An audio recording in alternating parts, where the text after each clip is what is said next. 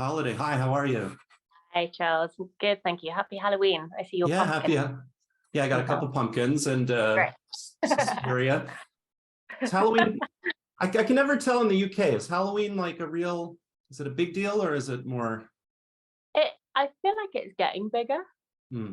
And it's not quite as big a deal as it is over there, but yeah, yeah, it is. It's getting there. I appreciated that I got a chance last time to talk. I mean, it was a while back. It was about 6 years ago. You were in Toronto for the finest hours. Oh, We yeah. really liked you.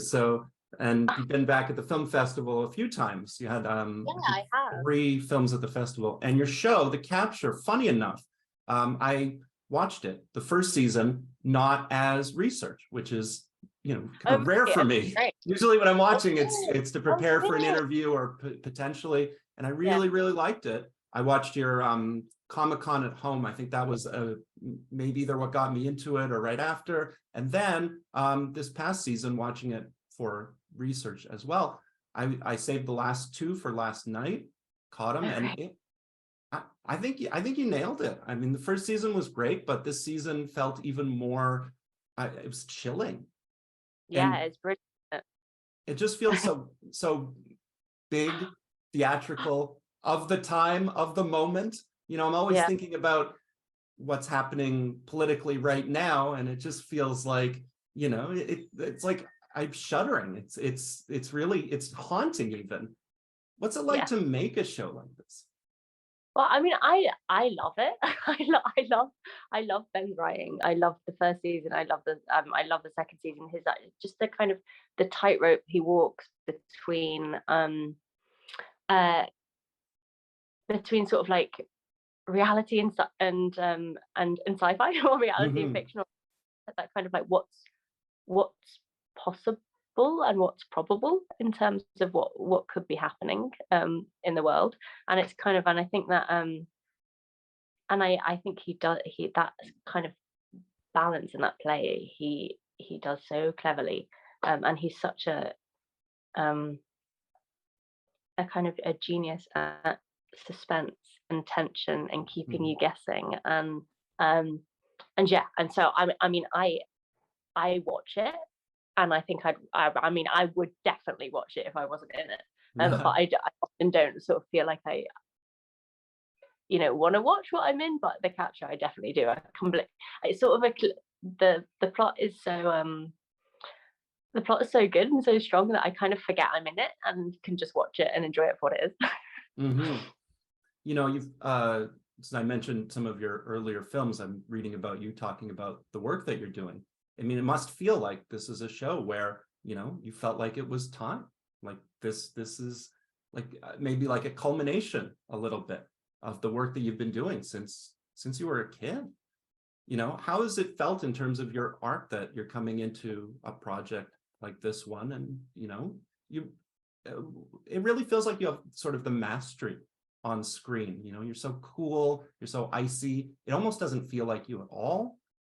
Oh, thank you. Well, yeah, I feel like I did a lot of prep for season 1, and kind of trying to sort of find Carrie. And I guess what I liked about her the most was that I didn't like her. Mm. And I had been so used to playing kind of likable characters, the sort of Yeah. girl next door kind of vibe. But even if it's actually I played a lot of kind of ice cold bitches in corsets for a while, um but still in the sense there was some sort of broken vulnerability. And I feel like Carrie was the sort of first like hero. And I the it felt like I'd kind of grown up a bit Mm. in the um uh the kind of the maturity of her. But yeah, I did a lot of research, in terms of like shadowing and the police, Mm. to kind of get into the mindset, and I really enjoyed that. I've also read about how you talked about for season 1 in particular, you believe in it. You're an advocate of following the rules of the institution, and giving the understanding the authority. And then throughout season 1 and definitely into this season, it's kind of like, well, maybe I'm a little bit more jaded, maybe I'm a little bit more unsure, or, you know, I can understand situational ethics. Yeah. You know, that's maybe even a callback to your work as Lucretia Borgia, I don't know, but it has to be sort of like the Machiavellian element of you know, the greatest good, or even just, you know, understanding that the situation sometimes calls to maybe not play by the rules. So what do you think about that? Oh, absolutely. And I think what's kind of interesting in season, or throughout season 1 and 2, is you know, we join Carey from, she's got such a kind of ambition and an integrity and a kind of steadfastness to her morals, but you know, through like investigating corruption, she's like, is she going to be corrupted? Is she corruptible? And there's this kind of absolute kind of loggerheads and mistrust between her and Garland. And I think a lot about Garland that Carey finds like slightly despicable and kind of despises. And what I find interesting in those characters is I actually think Carey is Garland, or she will be Garland. It's just that she hasn't been corrupted yet, if you know what I mean. And I think what's interesting watching this kind of journey of sort of like, well, she might not be Garland, but there's a world in which she could be, she kind of, there's an aspect of like, is she the young Garland, or will she be the kind of, will she hold on to her morals? And I think that yeah, I think we're also cynical today, and for quite a good reason. And I think it's interesting watching Carey's kind of throughout season 1, the kind of her you know, just the rug being pulled from under her as she kind of has her eyes open to the kind of the levels of corruption in her kind of like precious like police institution that she really believed in. And season 2 is great because it's like, what is she going to do with that? Does she join it? Does she fight against it? Is she yeah, and the stakes get so much higher for her that question is kind of like always present throughout season 2. On that note, I have to ask about working with Ron. Feels like his character's already either, you know, like you're describing, maybe too far already, or we're not quite sure. We always think there's a moment where it's going to snap. So like working with him. Oh, it's great. I mean, and I love the scenes between them. They're the kind of that's the kind of, I feel like his character really brings the kind of the real thriller element to it. You know, there's kind of always like a slight shudder when Napier enters. And yeah, and he does that so well and so brilliantly, that it's yeah, it's a real thrill working with him.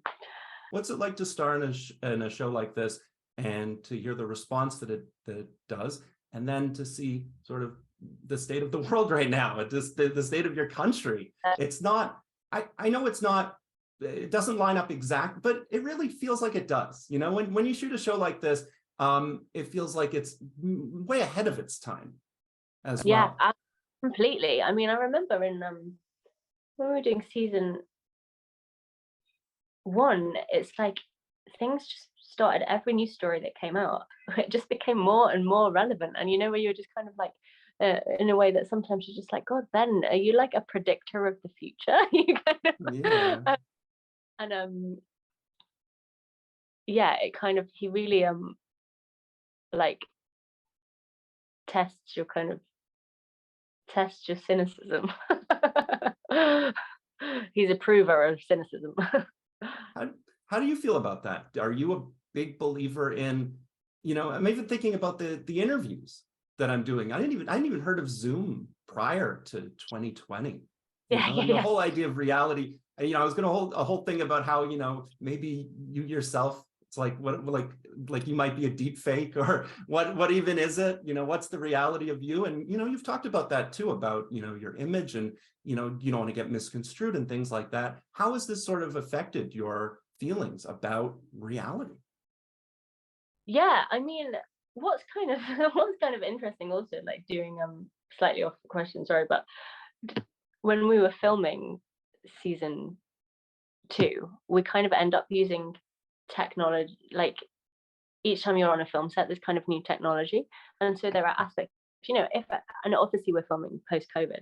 And, a few years ago, if kind of like an actor couldn't make it to set that day, you'd have to not shoot that scene. And nowadays it's just like, okay, green screen them, we'll do it later. And it's just like, what? They're mad that you can actually shoot scenes and put people in later, and it doesn't actually, it's like, is this real? What are we, like, what are we all just going to be computer generated in a couple of years? Like, what? Yeah. So, and yeah, and that's quite nerve-wracking. I guess what was also quite nerve-wracking is, in order to sort of do the Carrie's deep fakes in season 2, there's a couple of different companies that have done 360s of my head and all my different facial expressions.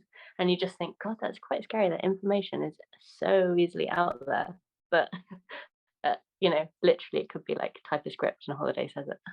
Yeah, you always seem to pick and star and be involved in really interesting, thought-provoking projects. And I'm really, really thrilled that I get a chance to talk with you about this one.